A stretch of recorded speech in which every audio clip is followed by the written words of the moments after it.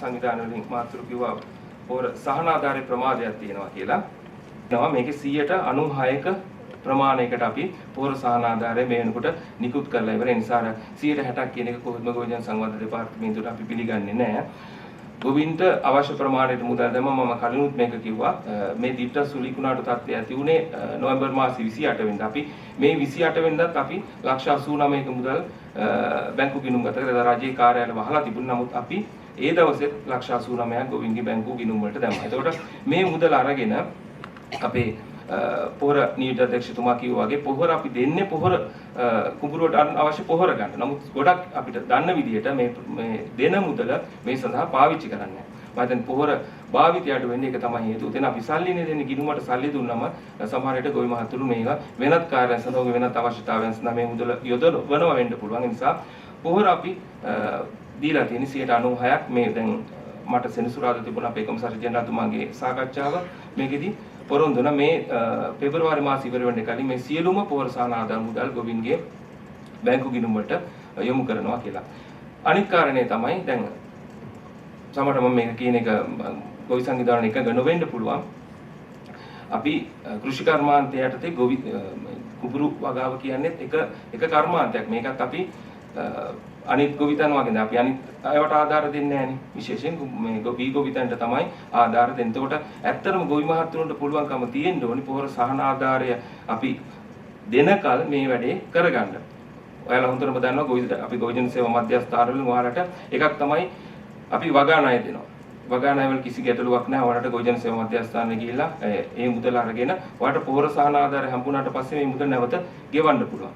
ඒ වගේම අපේ කුපනිස නිලධාරීන් හරහා අපි తాවකාලික පොහොර නිකුත් කරනවා පසුව ගෙවීමේ පදනම මත.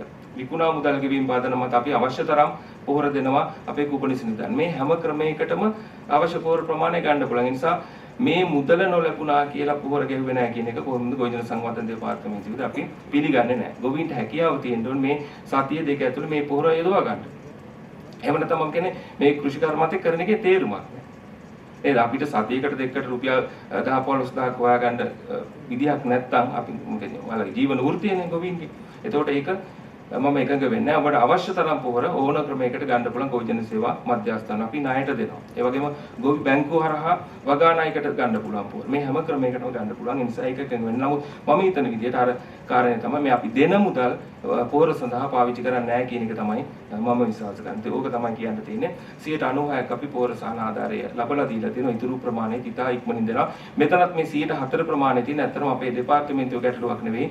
බොහෝ වෙලාවට තියෙන ගොවීන් විසින් ලබා දෙන ගිණුම් අංකවල තියෙන වැරදි හින්දා තමයි මේ ප්‍රමාණය වෙන්නේ. මොකද දැන් ඊයේත් මට කතා කරා හෙට්ටිපොළ ගොවි මහත්තයෙක් එයාගේ මේක නම් වගාහනි සම්බන්ධයෙන් එයාටත් අපි ගිණුමට සල්ලි බැර කරලා තියෙනවා. නමුත් බැංකුවෙන් ආපහු ප්‍රතික්ෂේප කරලා තියෙනවා. එහෙම ගිණුම් අංකයක් නැහැ කියලා. ඒතර මේ 104 ප්‍රමාණය ගොඩක් වෙලාවට ඒ විදිහට ගොවීන් විසින් වැරදි තොරතුරු දෙනවා. ගොඩක් වෙලාවට ඒගොල්ලෝ දෙන බැංකු ගිණුම් අක්‍රීය බැංකු ගිණුම් අපිට දෙනවා. ඒතර මාස 6කට වඩා පරණයි නම් බැංකුව ඒක ප්‍රතික්ෂේප කරනවා ගෙවීම් කරන්නේ නැහැ. ඒ වගේ ඒවා තමයි මේ 104ක් තියෙන්නේ. ඒතර මේ විදිහට ප්‍රතික්ෂේප වෙච්ච විශාල ප්‍රමාණයක් තියෙනවා. මොකද අපේ ගොවිජන සංවර්ධන දෙපාර්තමේන්තුවේ නිලයන් 10ක වගේ ප්‍රමාණයක් තමයි තොරතුරු තාක්ෂණ ඒකකයේ ඉන්නේ. ඒතකොට මේ 10 දෙනා ගොවින් ඉතා විශාල ප්‍රමාණයකේ වැඩ කටයුතු කරන්න ඕනේ. එතකොට මේ ප්‍රතික්ෂේප වෙනවා නැවත පරීක්ෂා කරලා බල ගෙවීමේ තමයි ප්‍රමාදය තියෙන්නේ. ඒතකොට ඒ ප්‍රමාදයක් සියලු ගෙවීමුත් පෙබරවාරි මාසේ ගෙවනවා කියලා දෙපාර්තමේන්තුව දැනුම් දීලා තියෙනවා. ප්‍රොසෙස් වලට එක කොට්ටාසක 126 අනිත් ඔක්කොම මම දැන් 90ට ආසන්නව තියෙනවා.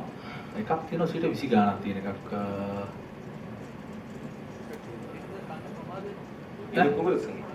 ඉලුකුඹරනේ. ඉලුකුඹස දැන් තව පෙබරවාරි තමයි ගන්න පටන්. ජනවාරි අන්තිම පෙබරවාරි තමයි ගන්න පටන්. හරි බොහොම ස්තුතියි.